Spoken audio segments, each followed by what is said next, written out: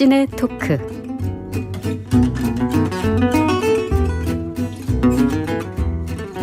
매주 금요일에는 이지혜 영화 저널리스트와 함께 키워드로 영화를 만나봅니다. 어서 오십시오. 네, 안녕하세요. 네. 자, 영화 좋아하시는 분들은 그런 거 있더라고요. 그러니까 막 아무데나 시간 맞으면 가서 보는 게 아니라 좋은 상영관. 네, 꼭 찾아가지고 가시는 분들도 있던데 기자님은 어떠신 편이에요? 저는 집에서 제일 가까운 영화관을 제일 좋아하는데 네. 정말 운이 좋은 게 저희 집에서 가장 가까운 저 단골 영화관이라고 하죠. 네. 거기가 상영 그 컨디션이 우리나라에서 손꼽히게 좋은 극장이에요. 그래요? 특히 아이맥스에서는 네. 이제 용산의 아이맥스 성지다 이래서 용화맥으로 불리는 극장이거든요. 용화맥이요? 처음 들어봅니다. 또 열심히 영화 보러 다니시는 분들한테는 가장 선호도가 높은 극장 중에 하나거든요. 네. 그래서 이제 저도 한 명의 영화 팬으로서 감사히 여기며 다니고 있습니다. 아, 그러시구나. 아, 그 진짜 럭키하네요. 좋네요. 네. 자, 오늘도 영화관에서 볼만한 신작 먼저 살펴보고 본격적인 이번 주 영화 소개 들어보겠습니다. 자, 이번에는 어떤 영화들이 지금 올라와 있어요? 네. 첫 번째로 소개시켜드릴 영화는 이반리 장만옥인데요. 제목이 굉장히 강렬하죠. 독특하네요. 네. 이반리의 이 이반은 우리가 이제 일반이 아니라 이반이라는 그런 은어로서 퀴어 이제 성소수자들의 커뮤니티를 지칭하는 그런 말이잖아요. 근데 네. 여기에 리가 붙어서 가상의 이반리라는 마을을 이제 만든 거죠, 시골에. 마을의 이름을 이렇게 네. 만든 거군요. 이 이반리 출신의 장만옥이라는 중년 퀴어 여성이 주인공인데요. 네. 이제 서울에서 레즈비언 바를 20년째 경영하고 있는데 경영 난도 오고 이제 성소수자 후배들과 이제 갈등을 빚으면서 가게를 정리하고 고향인 이반리로 내려왔어요. 네. 근데 여기 와서 이제 그냥 좀 쉬면서 어머니 댁에서 있으면서 좀 조용히 살려고 했는데 세상이 조용히 살게 놔두지를 않아요. 자신의 전 남편이 이장으로 있는 마을인데요. 네. 시골 마을에서 이장의 권력은 정말 어마어마하잖아요. 네. 근데 이 이장이 앙심을 품고 자신의 이제 전 부인에게 계속 이제 해코지를 하는 거죠. 네. 일을 못하게 한다거나 계속 신경을 거슬리게 하는 거예요. 네. 그래서 만옥은 안 되겠다. 이렇게 내가 괴롭힘 당할 바에는 내가 이장을 하겠다. 그래서 이장 선거에 출마하면서 네. 이제 전 남편과 갈등도 빚고 본인의 이 성 정체성이 마을에 알려지면서 마을 사람과도 갈등을 겪고 또 동시에 힘을 합쳐가는 사람들도 있고요. 그 이장 선거를 중심으로 이 만옥이라는 성소수자와 그리고 이 시골 마을에 또 청소년 성소수자도 있어요. 네네. 함께 연대해가는 그런 이야기입니다. 와. 벌써 흥미진진한데요. 너무 재밌죠. 네네. 아니 그러니까 이게 이제 시골 마을이라는 특성상 이제 도시보다도 더 어떤 성소수자에 대한 감각이 좀 떨어질 것이기 때문에 만약에 퀴어 여성이 귀향을 한 거잖아요. 네네. 귀향을 해서 그곳에서 또 어떤 고난이 시작될 것인가라는 어떤 두려움 이런 것도 연상이 되면서도 아 그래. 잘 안 되니까 그래도 교회를 가자 했다는 것은 이제쯤은 이제 더 이상 타인의 시선 따위는 나는 그걸로 내가 무너지진 않아. 맞아요. 어떤 이런 당당한 자신감 이런 것도 보일 것 같고 어떻게 펼쳐질지 굉장히 궁금합니다. 네, 굉장히 영화 자체는 예. 코믹하고 발랄하고 사랑스러운 느낌이에요. 갈등 구조가 있기는 하지만 우리가 흔히 고구마라고 하죠. 네. 고구마보다는 사이다 쪽이 훨씬 더 좋아요. 강하고요. 네. 무엇보다도 우리가 퀴어 영화 하면 떠오르는 게 이제 정체성을 고민하는 청춘들. 이렇게 음지로 이제 가서 어둡게 고뇌하는 그런 그렇죠. 이미지들을 떠올리기 쉬운데 이 이반리 장만옥 같은 경우에는 정말 푸르른 이제 논밭을 배경으로 아주 햇볕이 따사로운 양지 위에서 벌어지는 일이에요. 네. 이 중년 퀴어 만옥 같은 경우에는 정체성 고민은 애저녁에 끝냈어요. 그러니까요. 먹고 사는 게 더 고민인 나이고요. 네. 그러다 보니까 이 마을에서 혼자 이제 나는 혼자다라고 오랫동안 생각해왔던 청소년 성소수자에게 곁을 내어줄 수가 있는 거죠. 본인이 겪었던 것들, 괴로움들 이런 걸 너무 잘 알고 있으니까 이 둘이 함께 힘을 헤쳐나가는 모습도 굉장히 훈훈합니다. 네. 제목이 이반리 장만옥이었습니다. 자, 그리고 두 번째로 준비한 신작은 어떤 영화일까요? 네, 시크릿 에이전트인데요. 이 제목을 보면 뭔가 첩보 영화인가? 이렇게 생각하기가 쉬운데 그런 약간 킹스맨류의 예. 화려한 액션에 그걸 기대하고 지금 들으려고 준비하고 있는데 전혀 그런 영화는 아닌가요? 아니고요. 아닌가요? 네. 시크릿 에이전트에서 굳이 꼽자면 시크릿이 중요할 것 같아요. 아. 뭔가 비밀을 간직한 네. 자신의 신분을 숨기고 이제 고향으로 와서 아들과 함께 살고자 노력하는 한 남자가 주인공이거든요. 배경은 브라질이에요. 우리가 브라질 하면 생각나는 이미지들이 있잖아요. 정열의 나라, 그렇죠. 축구, 네. 카니발, 카니발 축제. 이런 건데 네. 이 영화도 카니발로 시작을 해요. 엄청나게 화려한 카니발과 그와 대조적인 또 현실이 있어요. 이때 배경이 1977년 군사 독재 시절이거든요.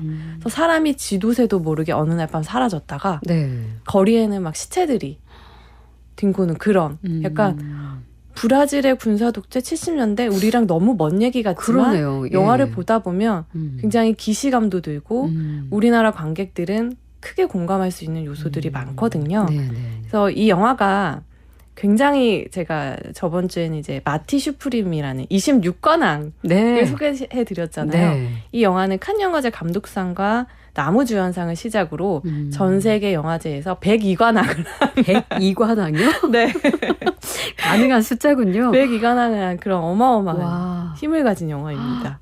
그렇다는 이야기는 뭔가 굉장한 메시지가 있나 보네요. 네. 네. 제가 앞서 소개드린 이반리 장만옥은 축제도 투쟁이 될 수 있다로 이제 한 줄로 요약할 수 있다면 이 영화 같은 경우에는 기억도 투쟁이다. 그러니까 어떤 역사가 있었을 때, 역사적 사실이 있었을 때 그것을 기록하고 기억하는 것이 얼마나 중요한지에 대해서 이 네. 영화를 통해서 잘 알 수가 있거든요.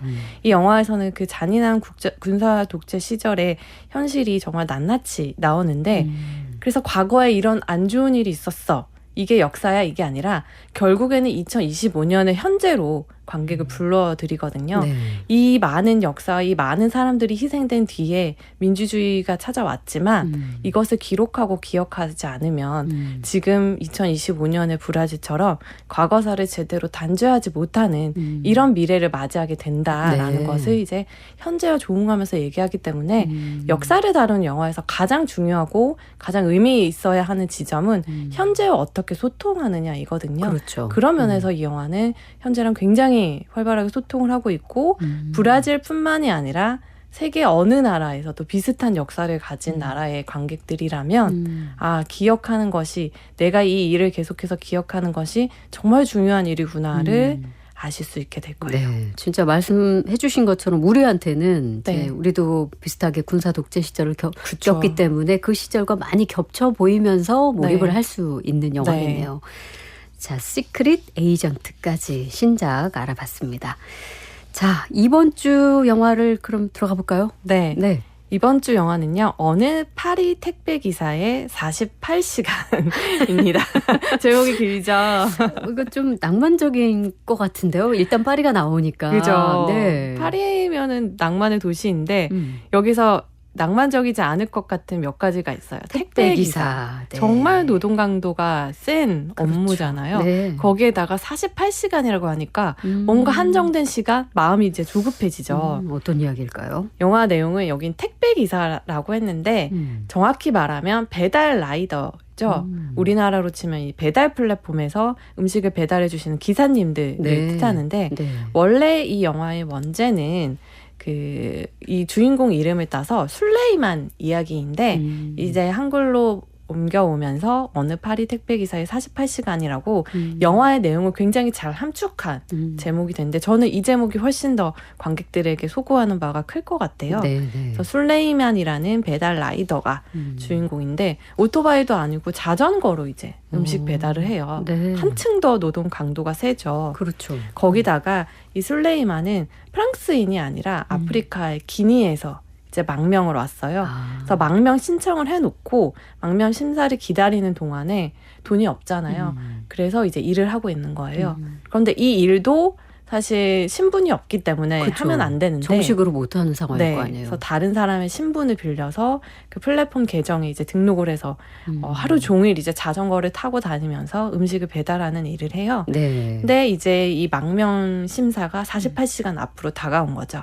그래서 그 시간 동안 이 술레이만이 어떻게 망명 심사를 준비하고 노동을 하는지를 보여주는 영화입니다. 네.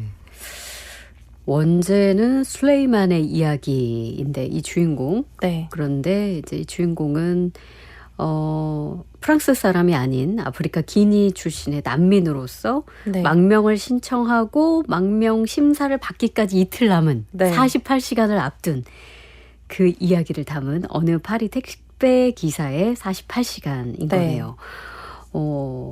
그 사실 여러 국가에서 이 네. 난민 문제는 굉장하게 민감하게 또 받아들인 그런 사안인 것 같은데 그렇죠. 한편에서는 인도적 차원에서 좀 수용을 해야 한다라는 그런 입장이 있는 반면에 또 다른 편에서는 사회 질서를 위해서 좀 신중해야 한다 또 이런 입장들도 있잖아요. 네. 그래서 이 영화는 혹시 그 영화의 스토리 전개상 어떤 특정 입장에 서는 편인가요? 아니면 다른 뭐 메시지를 주나요?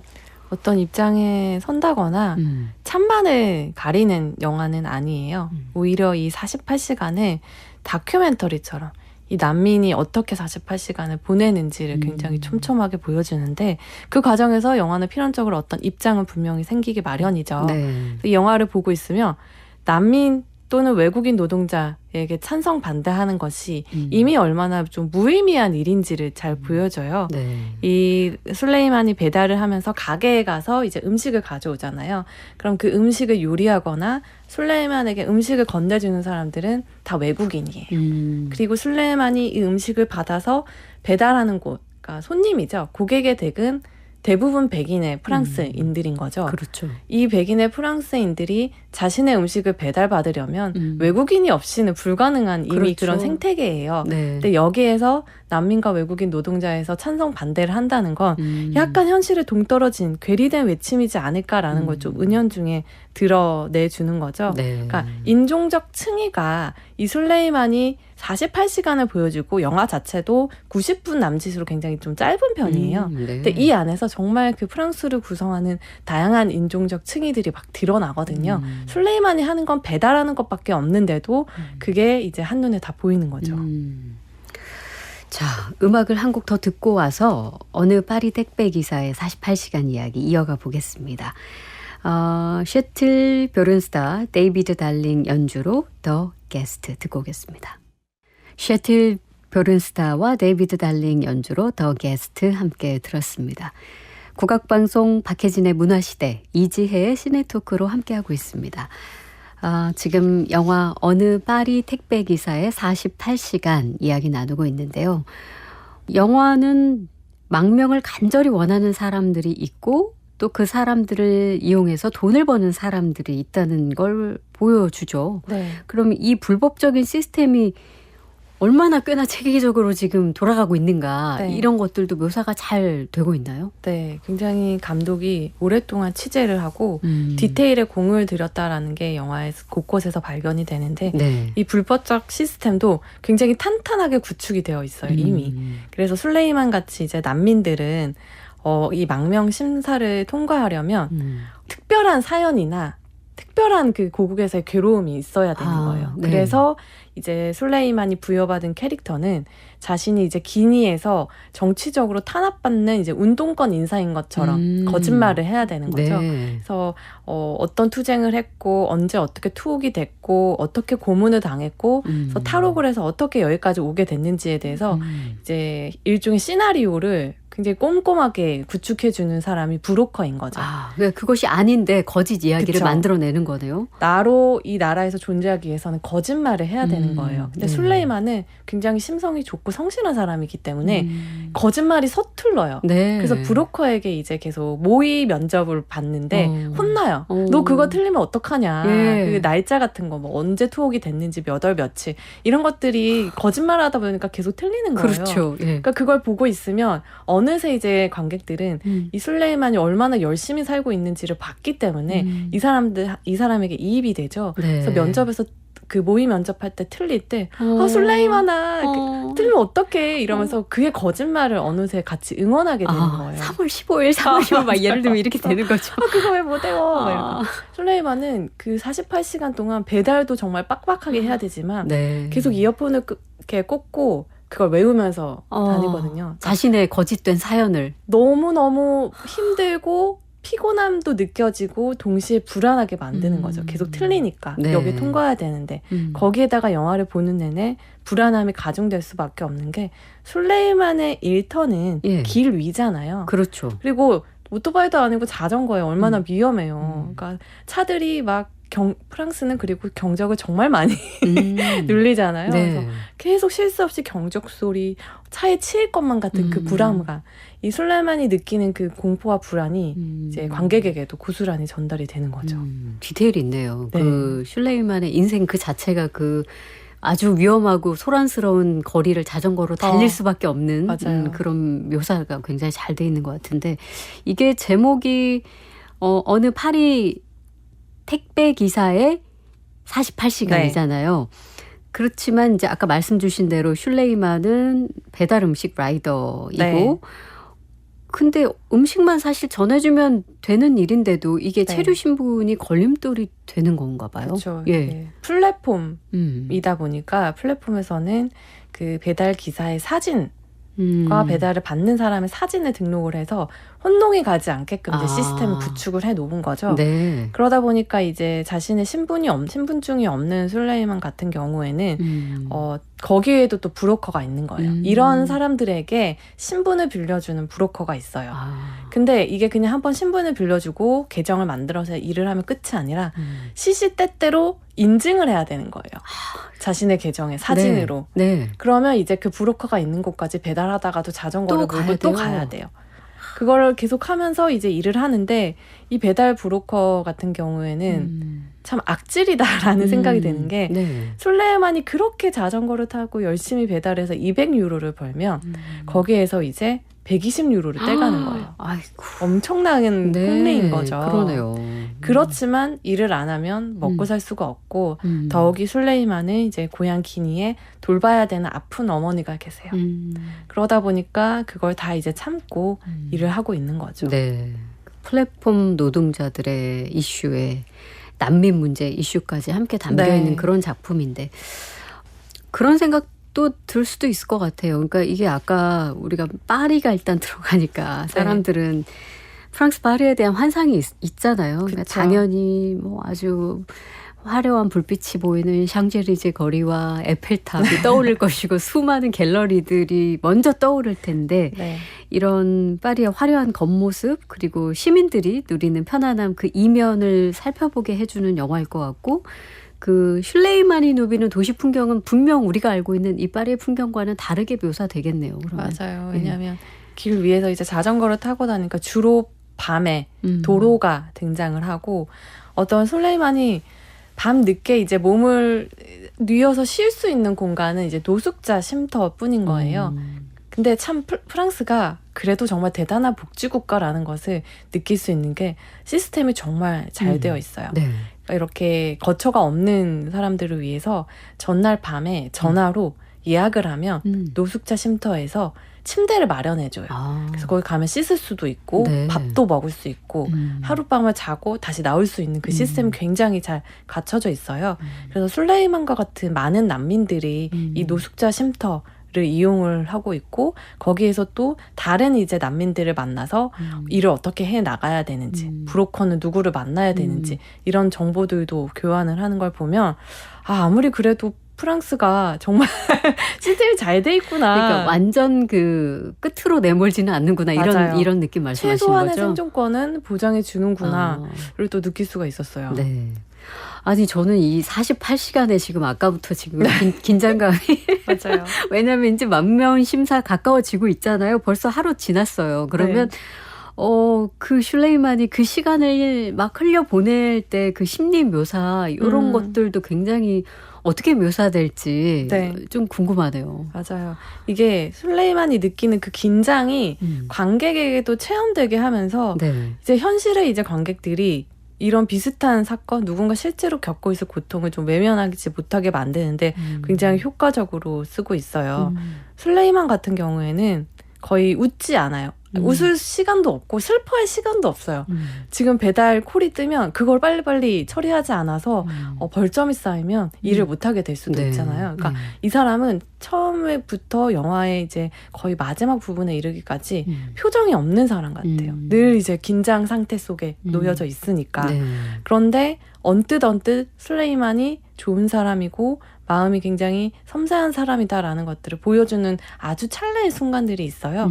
예를 들면 배달 노동자한테는 시간이 돈이잖아요. 그렇죠. 빨리 다음 주문으로 넘어가야 되는데 7층에 있는 어떤 손님이 술레이만이 잠깐 몇 층만 내려와 주면 안 되냐. 네. 왜냐면 엘리베이터가 없으니까 마리네에서. 근데 대답도 안 하고 확 끊어버리는 거예요. 그래서 술레이만이 막 씩씩거리면서 7층에 올라가요. 그래서 올라가서 문을 열었더니 혼자 사는 노인인 거예요. 네. 거동을 잘 못하는. 그래서 피자를 받고 이제 자신의 그 배달 인증번호를 쳐야 되거든요. 시스템이 그렇게 돼 있더라고요. 그래서 B번을 눌러야지 그 배달이 완료가 되는데 자신이 시킨 게 아니라 멀리 떨어진 자녀가 시켜준 거라서 B번을 모르는 거예요. 네. 근데 술레이만이 그 피자를 들고 안으로 가서 피자도 옮겨주고 피자 뚜껑도 열어주고 멀리 있는 핸드폰도 가져다 줘서 일을 마무리하는 모습을 보면 이 사람이 정말 여유만 있다면 조금의 여유만 있다면 인간성을 발휘할 수 있는 사람이구나를 느낄 수 있고 그 와중에 그 노인분도 안타까운 짠한 거예요. 아무도 고객들 누구도 술레이만에게 이름을 물어본다거나 안부를 묻지 않았거든요. 근데 처음으로 그에게 안부를 묻는 거. 어디서 네. 왔느냐. 그래서 어디에서 왔다 이러면 거기 먼데 집에는 자주 가보냐. 부모님이랑 연락은 하냐. 네. 그러니까 부모 마음을 이제 처음으로 이제 받은 거죠. 술레이만도. 그러네요. 영화 안에서 굉장히 찰나의 순간인데 우리가 인간성이란 것을 발휘하려면 어쩔 수 없이 최소한의 시간적 여유가 필요하다라는 것을 또 술레이만을 통해서 볼 수가 있죠. 네. 이 영화의 여러 가지 측면을 이야기할 수 있을 것 같은데 그 중에 또 하나는 이 슐레이만을 연기한 배우가 네. 실제로 그러니까 난민 출신이고 이게 첫 연기 도전이라면서요. 맞아요. 예. 이 감독이 영화가 영화인 만큼 대부분의 출연진을 기성 배우가 아니라 실제 그 당사자들로 네. 찍고 싶으셨다고 해요. 그래서 거리에서 난민들도 직접 만나고 취재도 하는 도중에 이 술레이만을 연기한 아부 상가레를 만나게 된 거죠. 그래서 인연을 맺어서 이제 연기를 하게 됐고 실제 아부 상가레가 가지고 있는 요소들이 캐릭터에 많이 들어갔어요. 원래 정비사로 일하던 인물이었는데 네. 술레이만이 기니에서는 정비사로 일했다라는 설정이 들어가기도 하고요. 역시 이 아부 상가레 역시 기니 출신으로 파리에 이제 돈을 벌려고 온 거죠. 그래서 작품 준비하면서 실제로 자신도 돈을 벌어야 되니까 이 배달 라이더로 일하기도 했고 네. 무엇보다도 이제 이 영화가 칸 영화제 주목할 만한 시선 부분에서 나무주연상과 심사위원상을 받았어요. 와. 그러니까 이 아부 상가레 역시 난민이다 보니까 계속 이 체류 심사를 받죠. 네. 칸 영화제 수상 이후에 체류 기간이 1년 연장됐다고 합니다. 아이고 다행입니다. 네. 1년밖에 안 줘요? 정도 수상했어요. 1년밖에 안 줬다고요? 네. 더 줘도 될 것 같은데 이게 만만치가 않더라고요. 그러네요. 그러니까 이게 아마 이 영화를 보면서 어쨌든 이런 수상을 하게 된 것은 그 당사자성. 이 네. 가지고 있는 힘을 아마 많은 관객이 또 함께 느꼈기 때문이지 않을까 그런 네. 생각이 드는데 그렇다 하더라도 현실이 크게 달라지지 않았다는 점은 너무 안타깝네요. 네. 자, 여기에서 이제 48시간 이후에 만나게 되는 아주 네. 중요한 인물이 등장하죠. 그렇죠. 네, 난민 심사 면접관이 등장을 합니다. 네. 이 배우는 리나 메리스가 연기를 하는데 네. 이 부분도 굉장히 영화의 백미라고요. 네. 왜냐하면 관객들은 영화의 대부분을 이 술레이만이 배달을 하면서 그 거짓 시나리오를 외우는 걸 함께 봐왔잖아요. 네. 그러니까 함께 외웠겠네요, 진짜. 네, 너무 떨리는 거. 이걸 잘 통과해야지 저 안타까운 사람이 여기서 지낼 수 있을 텐데 네. 라고 이제 같이 손을 꼭 쥐면서 지켜보죠. 근데 영화에서는 한 15분 남짓 되는 장면이에요. 꽤 기네요. 네. 이게 90몇 분인데. 네. 네. 근데 사실 절대적으로 배우가 어떤 영화에 출연했을 때 15분이라고 하면 굉장히 좀 짧게 느껴지잖아요. 그리고 특히 니나 메리스 같은 경우에는 대사가 몇 주 되지 않아요. 네. 근데 중요한 이유는 이 여자가 이 술레이만과 같은 상황에 놓여 있는 사람들, 난민이거나 난민이 아니더라도 사회의 약자로서 누군가에게 자신을 표현하지 못했던 사람들의 평생 듣고 싶었던 말을 해줘요. 이제 처음에 이제 면접 심사 가서는 술레이만이 이제 외웠던 것을 네. 막 술술술술 얘기해요. 네. 근데 또 관객은 거기서 마음이 아프죠. 너무 외운 티가 나요. 어떡해요. 불안하다 이렇게 보고 있는데 예. 이 면접 심사관은 정말 많은 사람들을 만난 거죠. 그리고 브로커에게서 이 얘기를 들었다는 것도 이미 다 파악을 했어요. 왜냐하면 지난주에만 2명의 사람이 똑같은 얘기를 토시 하나 안 틀리고 어떡해요. 했기 때문이죠. 아니, 브로커는 돈 받고 그렇게 똑같은 정답을 주면 어떻게 합니까? 그러니까 속은 거죠. 네. 물정이 어두운 사람들을 일종의 속인 거고 네. 거기에다가 이 심사관은 다행인 것은 그러면 네, 여기까지 서류를 냈으니까 이거는 그냥 넘어가겠다. 네. 진짜 당신이 여기에 왜 왔는지 어떻게 오게 됐는지 정말 당신 얘기를 들려달라. 내가 당신의 이야기를 듣겠어요 라고 네. 얘기를 해요. 네. 거기에서 이제 술레이만은 흔들리는 거죠. 예. 참몬도 술레이만이 어떤 사람이고 왜 왔는지를 관객도 몰라요. 그냥 외우는 그 내용만 저것이 가짜라는 것만 알지 진실된 술레이만의 이야기는 듣지 못했거든요. 근데 여기서부터 이제 15분 동안 술레이만이 자신의 얘기를 하는 거죠. 왜 기니에서 괴로웠고 네. 어떻게 넘어왔고 그동안에 어떤 순환을 겪었는지를 얘기를 하는데 정말 놀라운 것이 이 사람이 연기를 처음 했다고? 엄청난 몰입된 연기를 보여주는데 연기에 대한 어떤 테크닉이나 이런 것이 아니라 이 사람은 진짜 이런 일을 겪었기 때문에 그렇죠. 연기를 처음 했지만 할 수 있구나. 자신의 이야기를 시작할 때 늘 차분하고 침착했던 술레이만이 갑자기 손을 떨면서 불어도 굉장히 잘하거든요. 네. 불어도 잘 못하게 돼요. 그러니까 그때로 돌아가 버린 거죠. 그러니까 얼마나 큰 트라우마에 이 사람이 지금 휩싸여 있는지 연기를 통해서 아주 잘 보여주고 있습니다. 바로 그 장면을 통해서 네. 그 면접 심사관의 마음을 흔들었을지 네. 심사에 통과했을지가 네. 너무너무 궁금합니다만 너무 궁금하죠. 그건 영화에서 확인하는 걸로. 네. 제일 그런 부분은 좀 속상합니다만. 네. 네. 자, 그러면 이 영화에 대한 전체적인 평? 네. 이렇게 하면서 좀 마무리할까요? 저는 이 영화를 보고 나시면 영화 자체가 굉장히 디테일하고 촘촘하게 짜여 있어서 네. 영화를 보는 즐거움은 물론이거니와 내 일상이 얼마나 큰 특권 위에 세워져 있는지를 깨달으실 수가 있을 거예요. 네. 내가 편하게 밥을 시켜 먹고 내가 그냥 나로서 온전히 길을 다닐 수 있는 것이 얼마나 큰 일인지를 사실 잊고 살기가 쉽잖아요. 네. 그리고 무엇보다도 술레이만 같은 사람들 현실에 대해서 한 번 더 생각하게 만들어요. 그러니까 그들의 현실을 이제 더 이상 외면할 수 없게 만들 정도로 영화의 긴장감이 대단하고요. 그리고 마지막에는 길 위에 있는 술레이만과 같은 사람들이 오늘 하루는 덜 고단하기를, 오늘은 따뜻한 곳에서 잘 수 있기를 정말 순수한 마음으로 바라게 되거든요. 이것이 저는 영화가 줄 수 있는 어떤 프로파간다도 하지 못하는 굉장히 큰 일이라고 생각합니다. 네. 자, 이지의 시네토크 이번 주 주목할 만한 신작 소식과 함께 보리스 로스킨 감독의 어느 파리 택배기사의 48시간까지 소개해드렸습니다. 다음 주에 뵐게요. 네, 감사합니다. 오늘 준비한 순서는 여기까지입니다. 들을 준비가 되어 있어요. 진짜 당신의 이야기를 해주세요. 어느 파리 택배기사의 48시간 속 대사 남겨드리면서 저도 인사드릴게요. 마지막 곡은 정민아의 은미 이야기 전해드립니다. 지금까지 박혜진이었습니다.